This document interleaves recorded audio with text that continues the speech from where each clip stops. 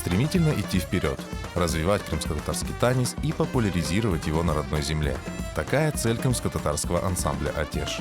Ежегодно уже 6 лет подряд коллектив проводит большой отчетный концерт. В этом году он посвящен Крыму. Артисты «Атеш» языком танца призывают соотечественников оставаться на родной земле. «Мен Кырымда Яшаджам». Концерт по таким названиям пройдет 3 и 4 сентября в Доме культуры и профсоюзов. Большинство крымских татар, к сожалению, мигрируют из Крыма. Последние слова моего Рахметли Харбабашки – это «Ташхаусада анджихурантану Крымга аубар». Это сказал он моему бабашке.